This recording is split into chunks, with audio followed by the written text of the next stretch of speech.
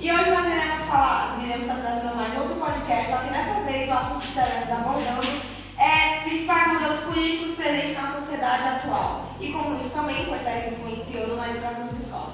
Nós trouxemos dois convidados especiais, que é o professor Teumi e o professor Ricardo, ambos professores de História, que também dão aula no Colégio Cepim Rocha. Muito obrigada por terem aceitado o nosso convite. A primeira pergunta que eu tenho hoje é: quais são as principais formas de governo do mundo que estão sendo adotadas atualmente e que países adotam esses modelos? Pois bem, nós temos três principais formas de governo adotadas pelos países hoje no mundo. Nós temos a república, por exemplo, o Brasil é uma república. Nós temos o parlamentarismo e nós temos a monarquia. Como parlamentarismo, a gente pode colocar, por exemplo, a Espanha, mas a Espanha também é uma monarquia. Aí vocês podem perguntar assim: mas como assim uma monarquia e um parlamentarismo ao mesmo tempo? É porque na Espanha nós temos o rei, que ele é uma figura simbólica, uma figura que ele, na política, ele não manda, assim como também na Inglaterra. Sim. Mas qual é a diferença desse regime entre também um governo democrático, a diferença entre um regime autoritário e um regime totalitário? Então, se a gente for analisar a etimologia da palavra democracia, ela quer dizer governo do povo. Então, o governo democrático é quando o povo consegue exercer de forma direta ou indireta nesse governo. Por exemplo, apesar de que no Brasil a democracia se mostrar ameaçada algumas vezes, nós vivemos em uma democracia onde, de tempos em tempos, o povo vai e escolhe os seus representantes neste governo. Diferente é o modelo totalitário, autoritário. Nesses sistemas de governo, uma pessoa ou um partido, eles dominam tudo. Então, assim, a pessoa, o cidadão, ele não tem a oportunidade de escolher os seus representantes, ele não tem essa oportunidade de participar do governo, porque são governos autoritários. Apesar de parecer incrível, surreal, atualmente existem vários países ao redor do mundo que adotam esse tipo de governo, um governo autoritário, um governo totalitário, onde a população, o cidadão, não tem essa oportunidade de participar do governo, como é o caso do Brasil, onde a gente tem essa oportunidade. Sim. E de que maneira o modelo de governo de um país pode afetar o resto do mundo? Por exemplo, através da globalização. Então, um país que ele é fechado, por exemplo, para as exportações ou importações, aquilo que ele vende ou aquilo que ele compra. Se o governo determina que esse país não possa vender ou comprar determinado produto, isso vai influenciar um país vizinho. Por exemplo, vamos dar um exemplo fictício que no Brasil o nosso governo proibisse a venda de soja para fora. Isso ia influenciar diretamente os Estados Unidos, que é um grande comprador de soja no Brasil.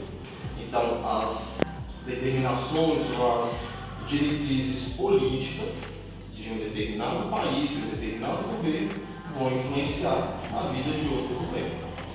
Outro exemplo disso, que é um exemplo bem atual, é a Coreia do Norte, que lá eles não têm uma democracia, lá o governo é totalitário, autoritário, né? As pessoas não têm essa liberdade igual em outros lugares.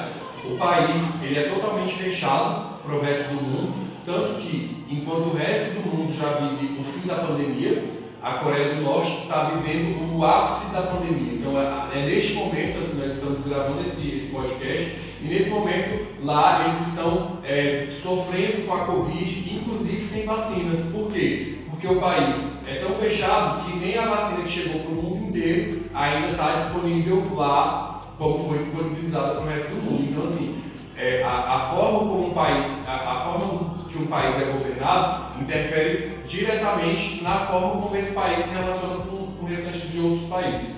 Sim, né?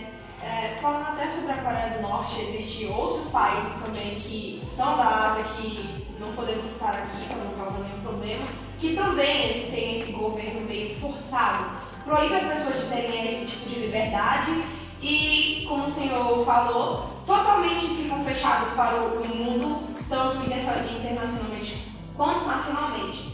Sobre esses tipos de governos que a gente pode um pouco, pensando até na palavra anarquia. O que seria a tradução, o conceito da palavra anarquia?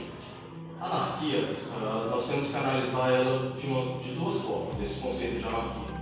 Tem um conceito mais popular, em que as pessoas acham que anarquia seria uma espécie de bagunça, uma espécie de desordem, algo que não está organizado, que não está bem feito, que não tem controle.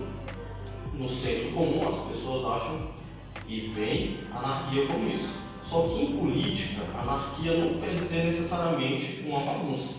Na verdade, a anarquia em política é a ausência de um poder central. Como assim? De alguém que determine o que o outro tem que fazer. Em política, a anarquia seria um governo onde não precisaria de um governante. Como assim? Eu sei o que eu tenho que fazer. O senhor Ricardo também sabe o que ele tem que fazer. Todos nós sabemos. Se todos nós fazemos a nossa parte, não precisa ninguém nos obrigar a fazer. Seria uma espécie de governo ideal, porque eu faço a minha parte, você faz a sua e a sociedade caminha muito bem. Quando a gente vai tratar desses tipos de assuntos dentro da escola, tem que dar meio que um conceito para que os alunos eles não peguem de uma maneira tanto errada, mas que também eles consigam ser levados para esse tipo de estudo de uma maneira mais calma e simples. Os dois, eu sei que vocês dois dão aula de história e que a história não é basicamente a gente só entender como é que o mundo se formou em tanto política quanto em geografia, coisas econômicas, sociais e tudo mais. E que assuntos que a gente aborda normalmente em história são mais em relação a esses tipos de regimes. Um deles que o nono ano normalmente aborda, eu como sou do nono ano posso falar por isso, que é as concepções de governo sobre as dúvidas que a gente tem sobre o fascismo e o nazismo, que são um tipo de governo político totalmente poderoso na época de 1934, depois da Segunda Grande Guerra Mundial. E como vocês dois, sendo professores, podem ensinar ou entender de maneira simples os conceitos? Olha, hoje em dia, quando se fala em nazismo e fascismo, há uma deturpação desse conceito, dessa forma desse movimento que existiu. O nazismo, a gente tem que deixar claro, o nazismo e o fascismo são exemplos de governos totalitários, ou seja, são tipos de governo que as pessoas, os cidadãos não têm liberdade. Na verdade, o nazismo e o fascismo a gente nem pode falar que é forma de governo, é como se fosse uma ideologia, foi uma corrente que aconteceu lá, como você falou, lá no tempo da pós-Primeira Guerra, Segunda Guerra Mundial, o nazismo na Alemanha, tendo como principal líder o Hitler, e o fascismo na Itália, tendo como principal líder Mussolini. Foram movimentos, ideologias que fizeram muito mal para os seus países e expandiram para todo mundo. Hoje, nós estamos em 2022 e vira e mexe a gente vê pessoas enaltecendo o nazismo, enaltecendo o fascismo, sendo que a gente sabe que só o nazismo matou 5 milhões de pessoas a troco de nada. Então, a gente sempre que tiver a oportunidade, a gente tem que combater ideias fascistas, ideias nazistas, porque foram ideologias que não fizeram e não fazem bem até hoje para ninguém em nenhum lugar do mundo. Né, professor? Com certeza.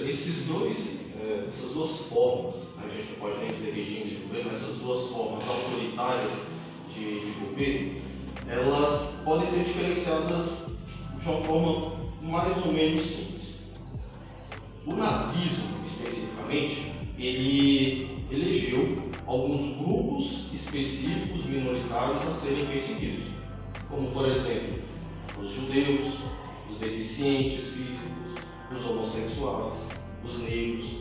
Então, na loucura, como o professor bem disse, dessa forma de pensar desses regimes, eles escolheram pessoas, grupos a serem exterminados, porque eles se colocavam acima dos outros grupos. Infelizmente, como o professor bem lembrou, hoje no mundo isso está voltando, de pessoas em que se acreditam melhores do que as outras, não aprenderam com a história. Não é? O fascismo na Itália ele não tinha essa escolha específica por grupos, embora fosse também um grupo muito violento, um grupo que reprimia as pessoas.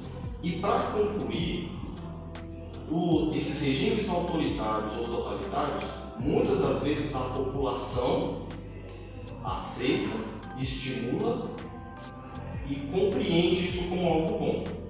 Como, por exemplo, depois da Segunda Grande Guerra Mundial, a população influenciou em que esses regimes continuassem ocorrendo em algumas partes do mundo.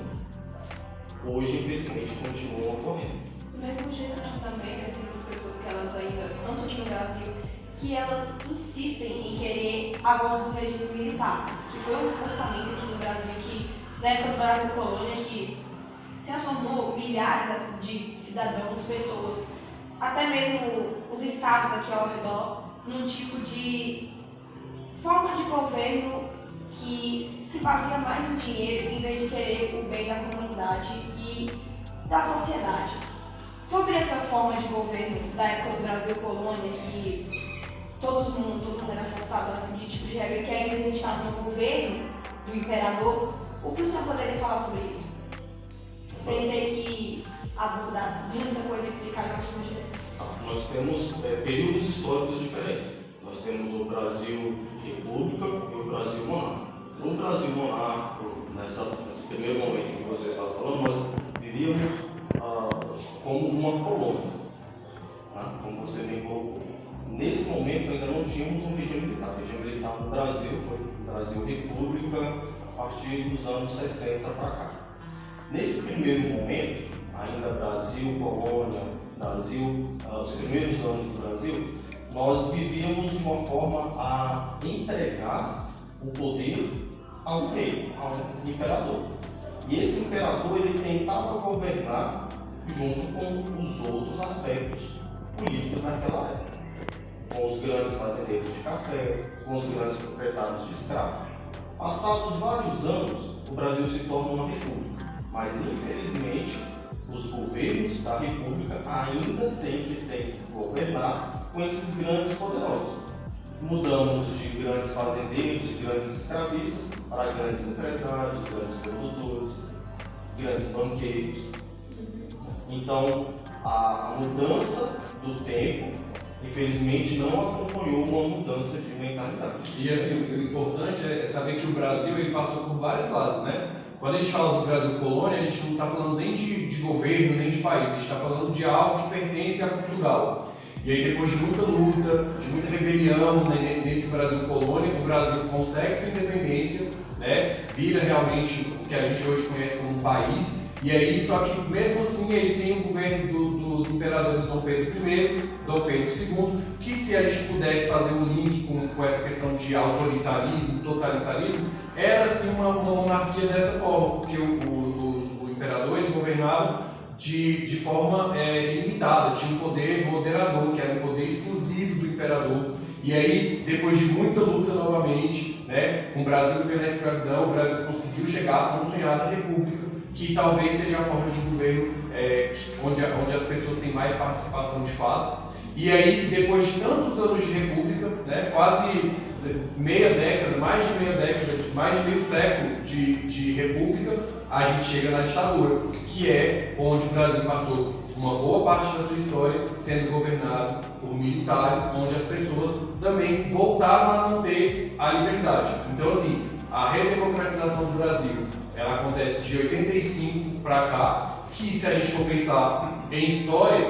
é um período pequeno. Então, assim, a redemocratização do Brasil é nova e nós estamos em 2022 e vira e mexe a gente ainda tem que ouvir que o nazismo é bom, que deveria voltar ao governo militar e é isso. Então, assim, a gente tem que lutar para que o Brasil continue sendo um país democrático, onde as pessoas tenham liberdade de votar em quem quiser e poder, mais do que votar em quem quiser, poder participar de fato do governo, né? Porque isso é a democracia, é quando o povo escolhe os seus representantes e os representantes que estão lá governam para o povo e não em prol dos seus interesses, né, pessoais. Você teria uma pergunta? Se o senhor poderia explicar para a gente o que seria o socialismo? O socialismo, ele pode ser definido como um regime de governo do povo. Como assim? Um regime em que as riquezas que são produzidas são divididas entre o povo. O socialismo não tem uma propriedade privada, não tem uma pessoa que seja dono, por exemplo, de uma fábrica, de uma indústria. Quem é o dono da fábrica e da indústria? O governo. O governo então pegaria o que é produzido, a riqueza, e dividiria entre aquelas pessoas. Seria um regime ideal, se a gente pensar em que deveria todo mundo ter uma mesma fatia do bolo. Só que é um regime utópico, que é uma coisa que a gente não explicou para vocês. Em que utopia é um sonho, é algo que não é factível de ser realizado. E, infelizmente, a gente não vai conseguir um governo, um local no mundo em que se consiga dividir igualmente tudo para todo mundo. Aquilo que o professor falava, o que nós temos que fazer então? Correr atrás de manter aquilo que nós já conseguimos, que é a nossa democracia. E muito me pesa, muito fico preocupado em nós vermos hoje em dia manifestações de pessoas que têm o direito de se manifestar, de irem lá na esplanada dos ministérios e pedirem a volta do regime militar. Pedir a volta do AI-5, que era o ato institucional número 5, que justamente impedia a liberdade de manifestação. Então olha como essas pessoas estão equivocadas, como elas estão erradas. Porque elas pedem que volte um regime militar, uma forma de governo, que vai impedi-las, elas mesmas, de se manifestarem. Mas elas estão lá se manifestando e estão pedindo. Além do que, existem algumas coisas que se pedem que são inconstitucionais, são contra a lei. Por exemplo, eu não posso pedir para fechar o Congresso Nacional, para prender os deputados, os senadores. Eu não posso pedir para fechar o Supremo Tribunal Federal, onde estão os juízes, a Suprema Corte do Brasil.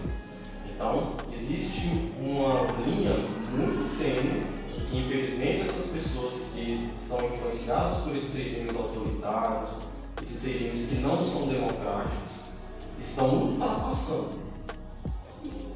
E elas deveriam dar graças a Deus por estarem tendo a liberdade até mesmo de fazer o errado. É uma pressão, como ele pode dizer, uma pressão democrática, né, que a sociedade acaba tendo e acaba fazendo atos um pouco ignorantes, né, que a gente já viu isso há muito tempo, principalmente desde uma certa época, acho que foi desde 2015, está tendo essa pressão democrática.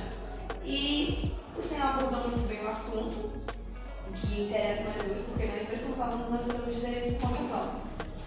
Para conseguir encerrar, né, nosso podcast, eu queria fazer só mais uma última pergunta, que é em relação à escola. Para os senhores, é fácil ou não é fácil conseguir transmitir essas coisas para os alunos? Olha, na verdade sim, eu dou aula há 15 anos. Ao longo desses 15 anos, eu sempre procuro deixar os meus alunos livres para eles poderem criar as suas próprias ideologias, para eles poderem criar o seu próprio jeito de conduzir a vida. Por quê? Quando a gente, eu e o Ni, que somos professores de história, que estudamos um pouco mais, né, tudo que aconteceu e por que aconteceu, a gente tende a ter as nossas ideologias, mas a gente também tende a não impor essas ideologias aos alunos. Então, assim, o que a gente acha que ele também fala com nós dois? A gente tenta mostrar o que aconteceu no passado, por que aconteceu, por que as classes menos beneficiadas sofreram tanto, para que os alunos possam ter consciência crítica para construir a sua própria ideologia. E a gente espera, né, que a gente consiga alcançar o maior número de alunos possível. A gente torce muito para isso. Sim. Bom, muito obrigada pelo convite, por Obrigado vocês a terem vocês. vindo. Foi muito bom conseguir falar sobre isso com os senhores. Eu queria muito poder falar mais, mas não podemos causar nenhum tipo de briga. Sim, com Né? certeza. Porque todos nós temos opiniões, todos nós temos nosso ponto de vista em relação à política.